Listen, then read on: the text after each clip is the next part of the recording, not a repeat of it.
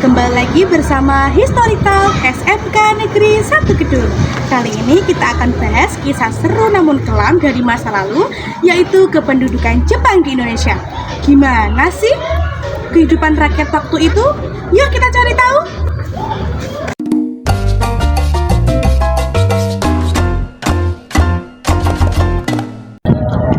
Awal mula Jepang masuk Indonesia dan menguasai Indonesia pada awal tahun 1942.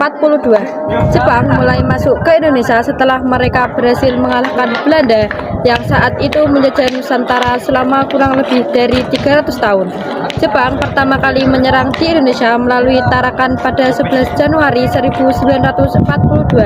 Lalu Jepang menyerang di Kalijati dan sejak itu Indonesia resmi dijajah Jepang. Untuk menarik simpati rakyat, Jepang menggerakkan propaganda 3A, yaitu Pelindung Asia, Jepang Jaya Asia, Jepang Bikin Asia.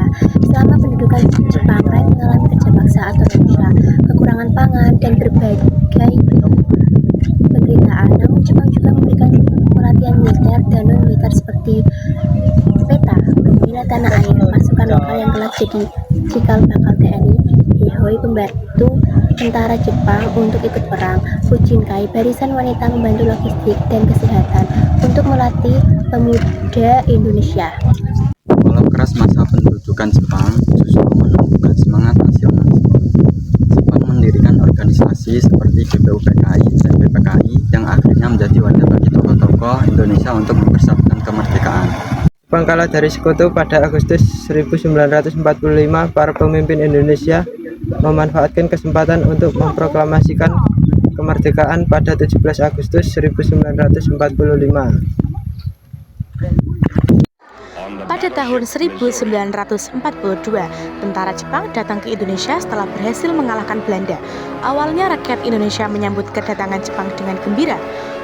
Mereka percaya bahwa Jepang akan membantu Indonesia merdeka karena Jepang mengaku sebagai saudara tua bangsa Asia.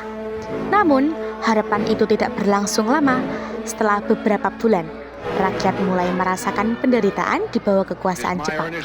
Banyak rakyat yang dipaksa bekerja tanpa upah dalam program Romusha, yaitu kerja paksa untuk membangun jalan, rel kereta, dan benteng pertahanan. Banyak Romusha yang meninggal karena kelaparan dan penyakit. Jepang juga mengambil hasil bumi rakyat untuk kebutuhan perang mereka. Bahan pangan menjadi sangat langka dan rakyat hidup dalam kesusahan. Selain itu, kebebasan berbicara dan berkumpul dilarang. Siapapun yang menentang, Jepang bisa ditangkap atau disiksa. Meskipun begitu, masa penjajahan Jepang juga membawa pengaruh terhadap semangat kemerdekaan. Jepang mendirikan beberapa organisasi seperti PETA, Pembela Tanah Air, yang melatih pemuda Indonesia menggunakan senjata.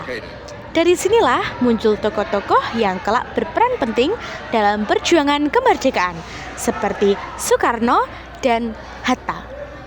Akhirnya, setelah Jepang menyerah kepada sekutu pada tahun 1945, Indonesia memanfaatkan kesempatan itu untuk memproklamasikan kemerdekaan pada 17 Agustus 1945. Masa penjajahan Jepang pun berakhir, meninggalkan kenangan pahit sekaligus semangat untuk menjadi bangsa yang merdeka. On behalf of all the nations at war with Japan, will General Wainwright and General Percival step forward and accompany me while I sign?